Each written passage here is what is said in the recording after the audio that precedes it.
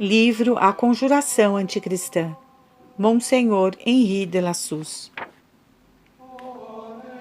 O agente da civilização moderna. Histórico.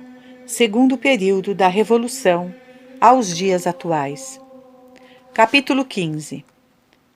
A franco-maçonaria sob o Primeiro Império. O Primeiro Império compreende o reinado de Napoleão I, que se estendeu de 1804 a 1814. Nota do tradutor. Vimos a derrubada da civilização cristã, projetada por volta do fim do século XVI, almejada por uma sociedade secreta que de geração em geração transmitiu o plano indicado pelos humanistas, desenvolvido pelos enciclopedistas, definitivamente determinado pelos iluminados e posto em execução pelos jacobinos.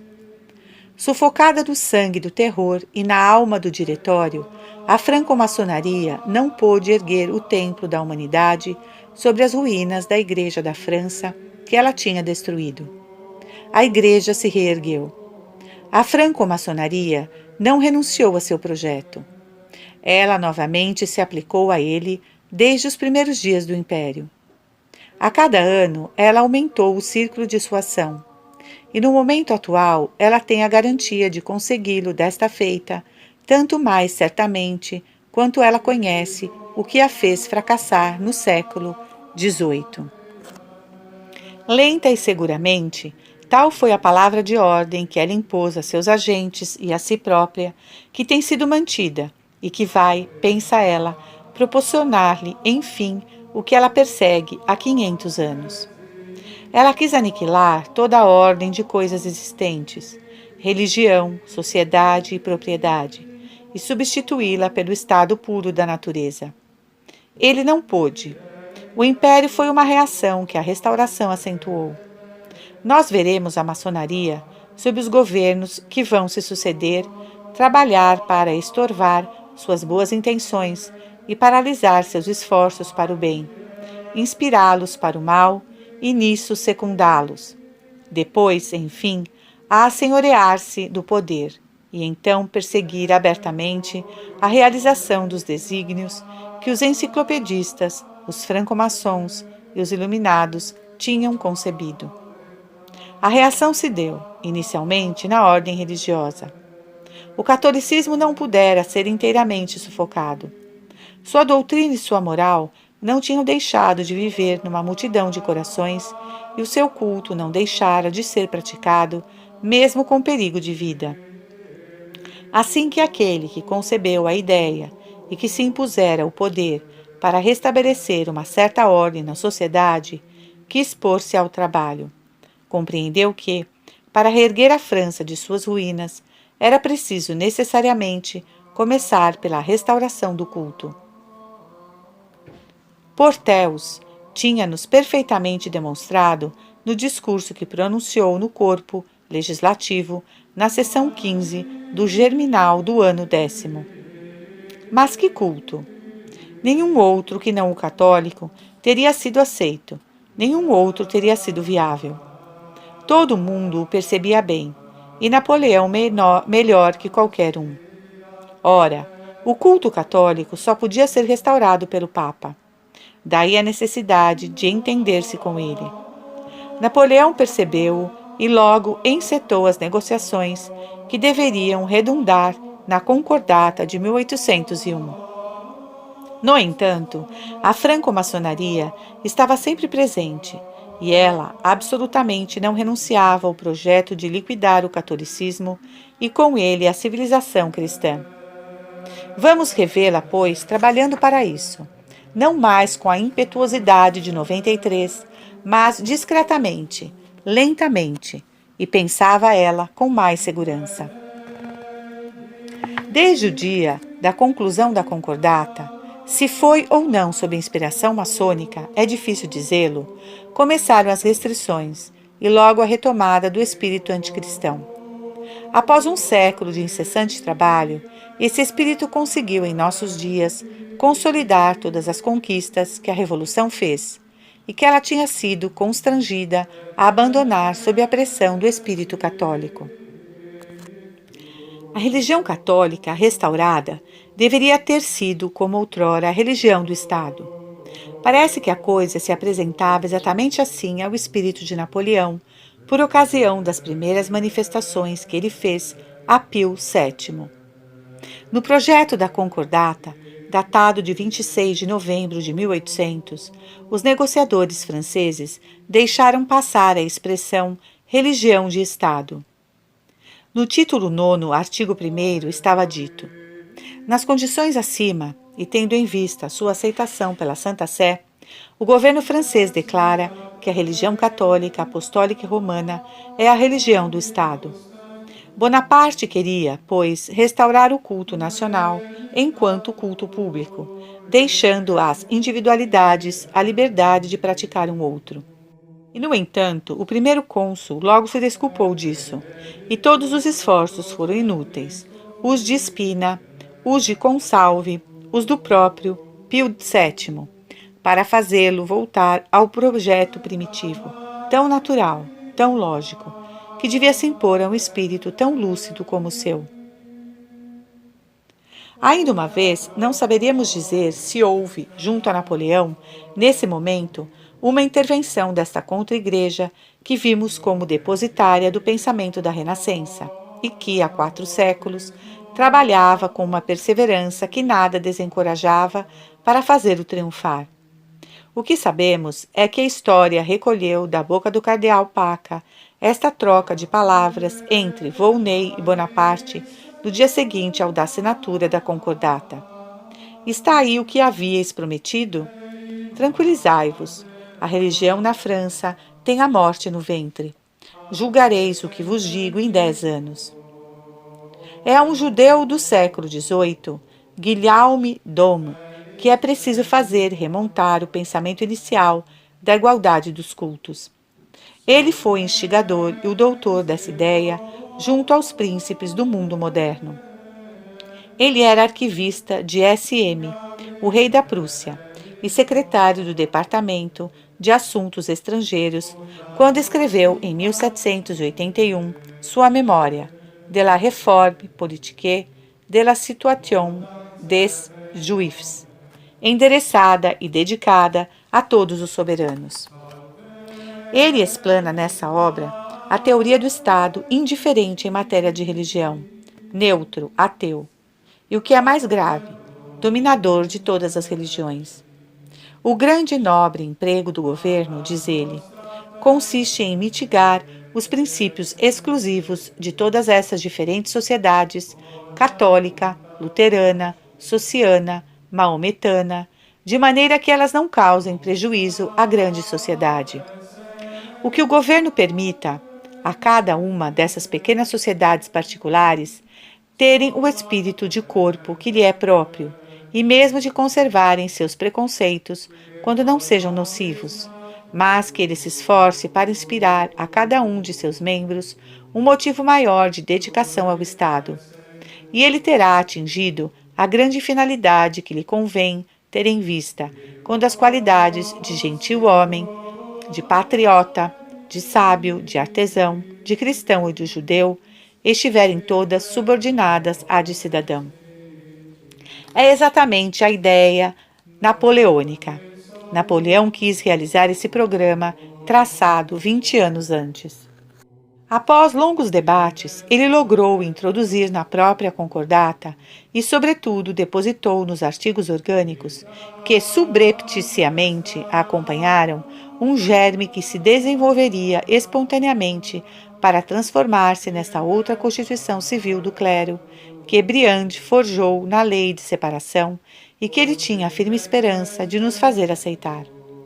A concordata diz o seguinte: o governo da República reconhece que a religião católica, apostólica e romana é a religião da grande maioria do povo francês. Nessas palavras, nada mais há do que o reconhecimento de um fato que poderia não existir naquele momento e que pode mudar com o tempo. Não há o reconhecimento do direito que sua origem divina confere à Igreja Católica nem o reconhecimento da situação única que essa origem lhe proporciona. A concordata, com esta redação, reconhecia ao protestantismo e ao judaísmo, em razão da fração de cidades que o professavam, direitos no Estado semelhantes aos do catolicismo. Esses direitos semelhantes tornaram-se logo direitos iguais, e atualmente é aos protestantes e aos judeus, que permanecem sempre em pequeno, muito pequeno número, que é concedido situação privilegiada. O Papa, em data de 12 de maio de 1801, escreveu ao primeiro cônsul para exprimir-lhe sua dor ante essa exigência. Nós não vos esconderemos, bem ao contrário. Disso vos faremos manifesta confissão, que viva alegria experimentamos nas primeiras negociações que foram feitas para o restabelecimento da religião católica na França. E a esperança deleitável de que essa religião seria restabelecida em seu antigo esplendor como dominante, fez-nos ver, com muita dor, o artigo desagradável que no projeto oficial foi proposto como base para todos os outros. Não podemos impedir-nos de lembrar-vos que, tendo sido constituídos por Deus para a defesa dessa religião e para a sua propagação, não podemos, por um artigo de um solene acordo, sancionar sua degradação. Se a religião católica é a religião da maioria do povo francês, podeis duvidar de que seus desejos só possam ser atendidos se lhe for restituído seu primeiro esplendor? Sereis impedido pela oposição de pequeno número que a maioria ultrapassa em grau tão elevado? Por causa deles, privareis a França e a autoridade pública das grandes vantagens que lhe propiciam o restabelecimento completo da religião católica? Nada disso foi feito, e o Papa, para evitar um mal maior, teve de ceder à vontade de Bonaparte. A questão era de importância capital. Émilie Ollivier exagera quando exprime a opinião de que esse artigo da concordata consagrava a separação entre a Igreja e o Estado que se reclama hoje, diz ele, como se já não tivesse sido feita há um século. Longe de consagrar o princípio da separação, a concordata sanciona a união sob um novo modo. É verdade que a religião católica não é mais a religião do Estado, mas, apesar de menos íntima, menos vantajosa para a Igreja do que a antiga ordem de coisas, esta que, pela concordata, a substituiu, não é de uma outra natureza. Ela mantém laços com o Estado e laços obrigatórios. A concordata conservou intactos os princípios. Ela não consagrou a separação, o dogma religioso da Revolução Francesa. Mas a Revolução, que quer a separação, que vê em toda parte, preparou-a desde então na França, tanto quanto estava nela a fazê-lo. Os estados separados da Igreja e a Igreja Romana privada da soberania temporal, tais são as duas preocupações mais constantes da franco-maçonaria, o duplo objetivo de seus mais contínuos esforços. Para vencer a resistência da Igreja, é preciso que, primeiramente, ela esteja sem ponto de apoio sobre a terra. Com esse objetivo, foram feitos esforços para rebaixar o catolicismo na França ao nível de uma religião qualquer, de diminuir seu prestígio e sua força, de humilhar o clero e paralisá-lo. Ele retorna à França, mas não forma mais uma ordem dentro do Estado. Não tem mais nenhum direito enquanto corpo. Não passa de uma coleção de indivíduos que logo não se distinguirão dos outros, senão pelo fato de sofrerem mais vexames e ultrajes. Nem mesmo é mais proprietário. Sabemos a que ponto a propriedade é necessária à independência. O clero não mais a terá. Seus bens, por mais legítimos que fossem, não lhe serão devolvidos. Ele será reduzido à condição de assalariado. Não se absterão de cortar-lhe os víveres para lembrar-lhe sua sujeição. É verdade que o artigo 15º da Concordata diz: o governo cuidará de deixar aos católicos a liberdade de fazer, se o quiserem, novas fundações em favor das igrejas e de reconstruir, assim, o antigo patrimônio da Igreja na França. Mas sabemos, através de que astuta tática, essa liberdade tem sido restringida dia a dia, e depois, como as fundações piedosas tiveram que ser sempre constituídas com rendas do Estado, a fim de que fosse mais fácil apoderar-se delas no dia da separação. E como, enfim, a própria indenização prevista na concordata foi suprimida. Ao governo, já encarregado de fornecer ao clero alimentação e moradia, a concordata concedeu ainda a escolha das pessoas que deveriam ser elevadas às dignidades eclesiásticas. O primeiro cônsul nomeará, nos 3 meses seguintes à publicação da Constituição Apostólica, os arcebispos e os bispos que devem ordenar as dioceses das novas circunscrições. Da mesma forma, o primeiro cônsul nomeará os novos bispos para sedes episcopais que vagarem em seguida. A Sé Apostólica conferir-lhes-á a instituição canônica. Os bispos nomearão os párocos e escolherão apenas pessoas aprovadas pelo governo. Em diversas épocas, os governos tiveram como dever de religião ou de honestidade pública escolher os mais dignos, mas, em outros momentos, eles foram buscar preconceituosos, incapazes e mesmo indignos. Napoleão deu exemplo disso. Ele impôs ao cardeal Caprara 15 bispos constitucionais. Mais tarde, procurou meios de livrar-se da instituição canônica. Para isso, convocou um concílio nacional, mas não pôde obter o que pretendia. Isto não representou mais que o clero, a dependência, nem mesmo a servidão, mas o cisma. Há na Igreja, ao lado do clero secular, o clero regular. Este podia encontrar em sua própria Constituição condições de independência recusadas ao primeiro. Assim, Bonaparte evitou que as ordens religiosas pudessem se reconstruir.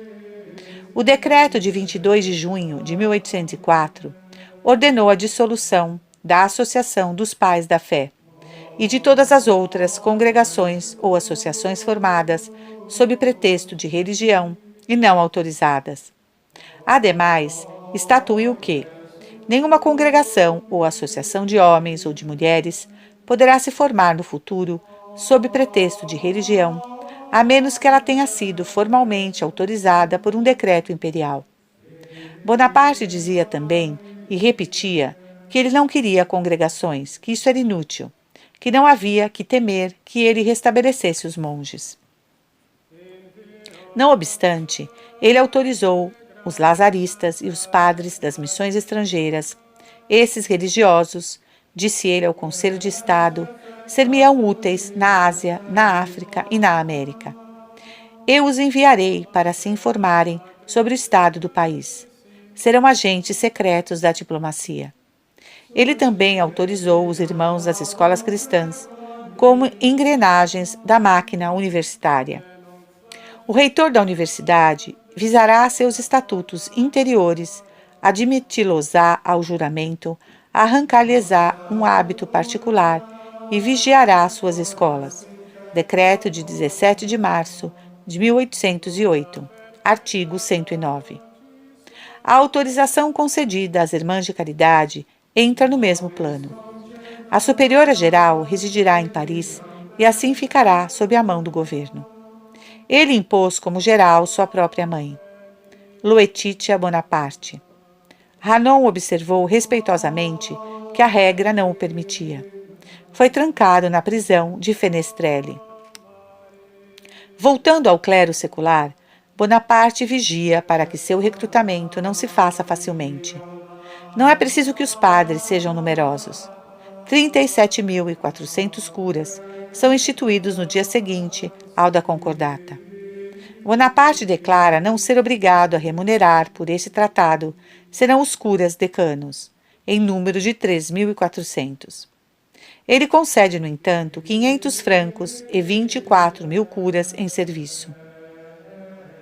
Os outros 10.000, assim com todos os vigários, permanecerão ao encargo das comunidades, que geralmente são muito pobres ou muito sobrecarregadas para poderem dar-lhes os meios de vida.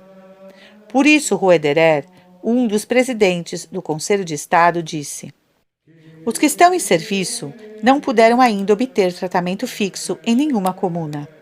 Os camponeses têm querido deles com ardor a missa e o serviço de domingo, como no passado, mas pagar é outra coisa. Isto não era muito encorajador para as vocações. Elas não são suficientes para preencher os vazios que a morte multiplica entre esses anciãos que retornaram do exílio. Não obstante, os bispos são obrigados, antes de proceder a uma ordenação, a enviar a Paris a lista daqueles aos quais querem conferir as suas santas ordens. Napoleão a diminuía a seu bel prazer. Monsenhor Montaut, bispo de Angers, e Monsenhor Simon, bispo de Grenoble, não puderam, o primeiro em 7, o segundo em 8 anos, ordenar cada um mais do que 18 padres. Mas há mais. Napoleão quer supervisionar e dirigir o ensino dos seminários. Não é preciso, diz-ele, abandonar à ignorância e ao fanatismo o cuidado de formar os jovens padres. Temos 3 ou 4 mil curas ou vigários, filhos da ignorância, e perigosos por causa de seu fanatismo e suas paixões. É necessário preparar sucessores mais esclarecidos, instituindo, sob o nome de seminários, escolas especiais que ficarão nas mãos da autoridade. Colocaremos à testa dessas escolas professores instruídos, dedicados ao governo e amigos da tolerância. Eles não se limitarão a ensinar a teologia. Acrescentarão uma espécie de filosofia e um mundanismo honesto. O decreto de 5 de fevereiro condena como por demais ultramontana a teologia de baile. Veremos mais tarde reaparecerem essas ideias de ensinar nos seminários uma certa filosofia, um certo mundanismo e de preparar os jovens padres para serem amigos da tolerância. Napoleão queria ter ao mesmo tempo o controle do culto. Nas negociações que precederam a assinatura da Concordata, o Papa reclamava o reconhecimento da liberdade de religião e do exercício público de seu culto. Nas negociações que precederam a assinatura da Concordata, o Papa reclamava o reconhecimento da liberdade de religião e do exercício público de seu culto. Esse exercício fora proscrito pela Revolução. Importava que fosse formalmente reconhecido na Concordata que essas leis tirânicas estavam abrogadas. Esse ponto ensejou as mais penosas discussões. À força de indizíveis fadigas, de sofrimentos e de angústias de todo gênero, diz Consalve, chegou enfim o dia em que parecia que chegaríamos ao termo desejado. Ele havia feito reconhecer no artigo 1º do acordo a liberdade e a publicidade do culto católico. No momento em que ia assinar, percebeu que haviam colocado furtivamente sob sua pena um texto completamente diferente daquele que havia sido convencionado. Tudo estava para ser recomeçado. Novas discussões e negociações. Consalve queria que a expressão "a religião católica apostólica romana está livremente exercida na França" fosse acrescentadas essas palavras: "seu culto será público". Os comissários franceses tinham ordem para exigir esta adição, conforme as regras de polícia. Consalve pressentiu uma armadilha. Ele não se enganava. Essa armadilha eram os artigos orgânicos que o governo mantinha em reserva e dos quais jamais fizera menção no curso das negociações.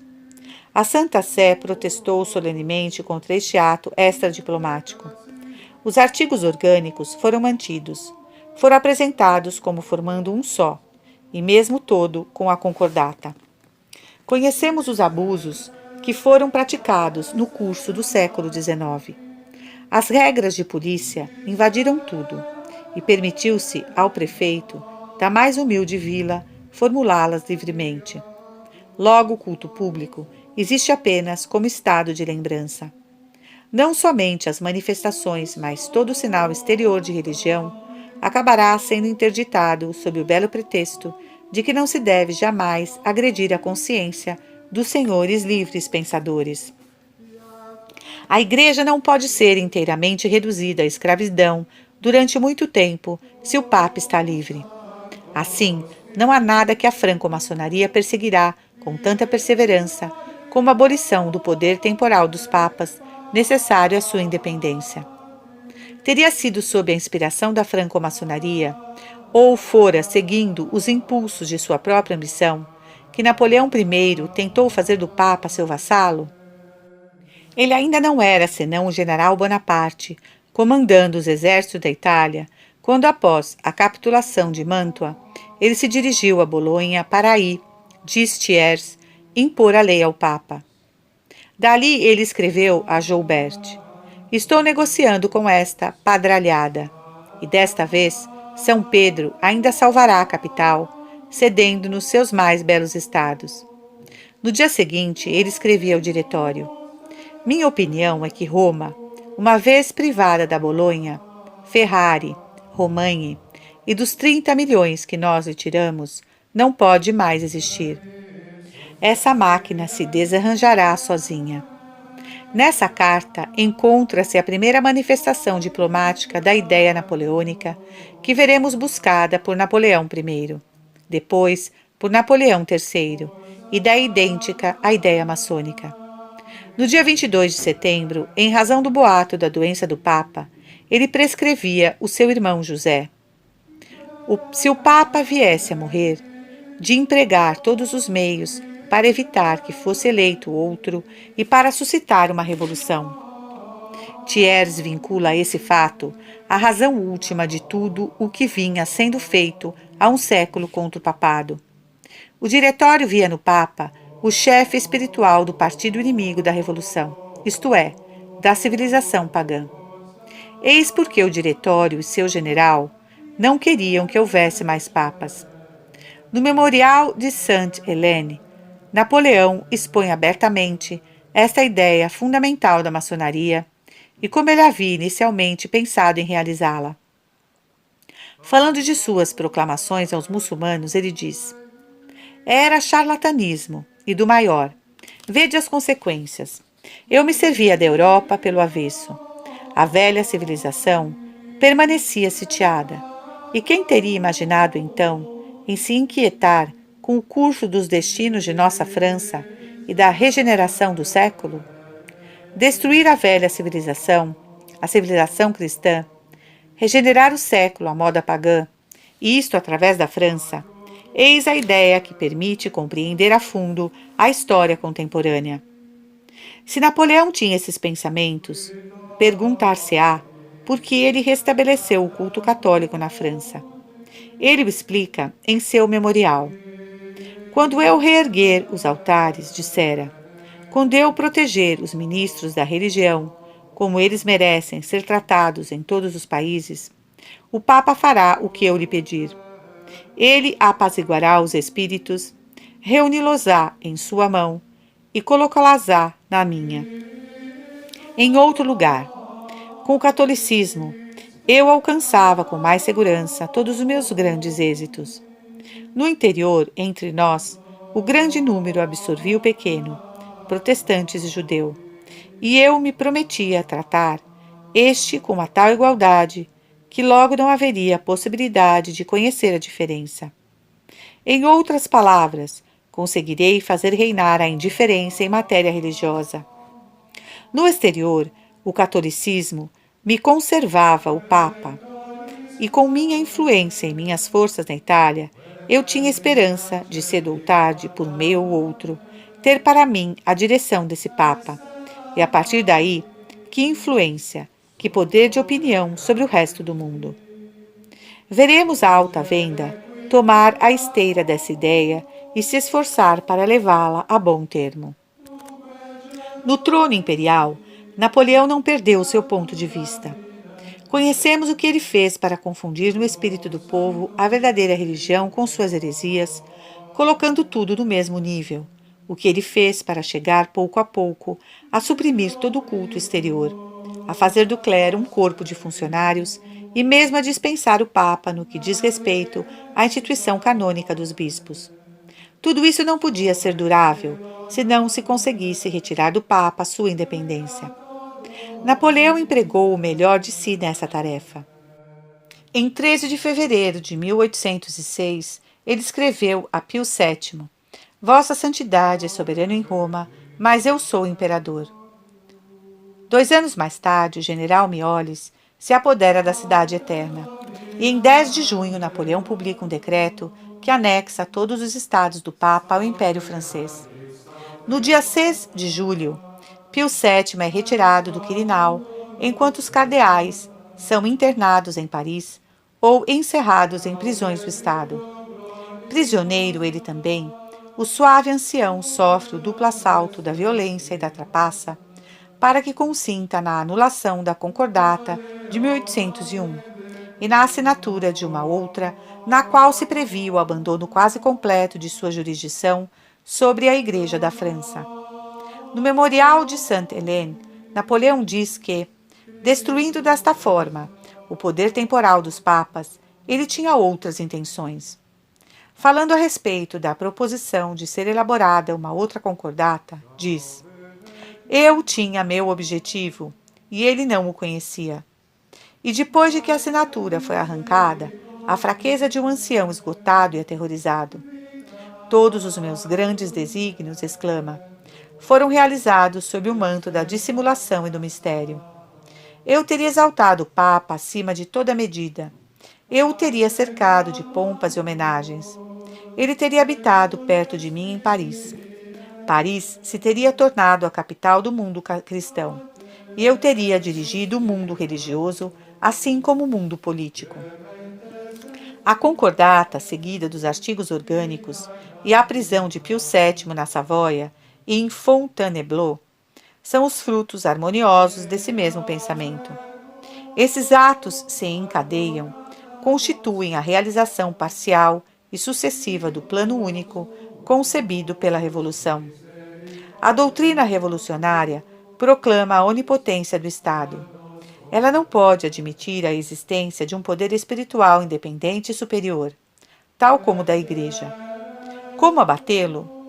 O Estado começa por se unir à Igreja e a se servir dessa união para sujeitá-la. Depois, quando ele a julgar suficientemente enfraquecida para não poder mais viver por ela própria, ele se separará de novo dela, esperando que privada de seu sustentáculo ela pereça. Napoleão, essas palavras e esses atos o provam, quis, estabelecendo a concordata, sujeitar a Igreja ao seu poder absoluto.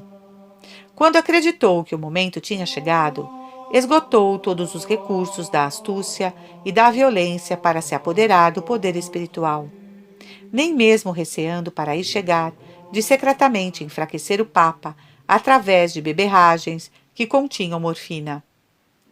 Para poder dirigir o mundo religioso pelas vias que deviam trazer a regeneração do mundo, era não menos preciso se apoderar da direção dos espíritos do que reduzir o Papa ao estado de ídolo. Napoleão compreendia o bem. Com esse intuito, quis suprimir a imprensa religiosa para reorganizá-la à sua maneira. Minha intenção, escreveu ele a Fouché, ministro da Segurança, é que os jornais eclesiásticos deixem de ser publicados e que sejam reunidos num só jornal que se encarregará de todos os assinantes. Esse jornal, que deve servir para a instrução dos eclesiásticos, chamar-se-á Jornal des Curés. Seus redatores serão nomeados pelo cardeal arcebispo de Paris.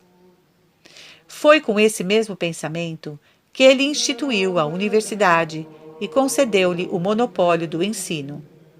O irmão Fontanes, futuro reitor da universidade, interrogado sobre a nota de Champagne, que tinha concluído pela restauração do oratório da Ordem dos Beneditinos de Saint-Malo e das congregações da doutrina cristã, respondeu aquilo que os mestres de nossos dias dizem. É preciso no ensino, como em todas as coisas, a unidade de objetivo e de governo. A França tem necessidade de uma só universidade e a universidade de um só chefe. É isto, disse o ditador. O senhor me compreendeu. E o irmão Foucault levou ao corpo legislativo, no dia 6 de maio de 1806, um projeto de lei assim concebido. Artigo 1º. Será formado sob o nome de Universidade Imperial um corpo encarregado exclusivamente do ensino e da educação pública em todo o Império. Na sua obra L'Instruction publique et la Révolution, Duruy louva Napoleão por ter, através da instituição da universidade, salvado a revolução e o espírito revolucionário. Que maravilhosa concepção! Essa universidade de França, com seu reitor, seu conselho, seus inspetores gerais, seus graus e sua poderosa hierarquia, que marca de gênio, ter compreendido que era preciso uma grande corporação laica para disputar as jovens gerações aos destroços das velhas corporações de ensino e, sobretudo, ao seu espírito. Antes de 18, do Brumário, já se podia prever o momento em que a reação teria retomado no domínio do ensino todo o terreno perdido após 1789. Grave perigo, e que não tendia a nada menos do que levantar a questão, num futuro muito próximo, dos princípios de tolerância e de igualdade, cuja conquista tinha sido a finalidade de tantos esforços e que se transformaram na escusa de tantos excessos. Após ter firmado o presente para a Revolução através do Código Civil e da Concordata, era-lhe assegurado o futuro através da educação. De todos os serviços que Napoleão prestou, não conheço nenhum mais memorável do que ter arrancado o ensino das mãos dos piores inimigos do novo regime para confiá-lo a um corpo profundamente imbuído de ideias modernas. Que tais tenham sido os pensamentos e os desígnios de Napoleão, ele mesmo o afirma por outras palavras. Na noite do assassinato do Duque d'Enghien, ele disse a seus familiares: querem destruir a Revolução? Eu a defenderei, porque eu sou a Revolução. Eu. Philippe Gonart acaba de publicar uma obra sobre as origens da lenda napoleônica, na qual ele estuda a obra histórica de Napoleão em Santa Helena. Aí ele levanta e pretende resolver esta questão. Napoleão alterou a verdade e desfigurou suas ideias, representando a si mesmo como o continuador da Revolução. Napoleão dizia a verdade quando repetia à saciedade, diz Gonard, nos escritos de Santa Helena, que ele tinha sido defensor das ideias de 1789 na França, como defensor do princípio das nacionalidades na Europa.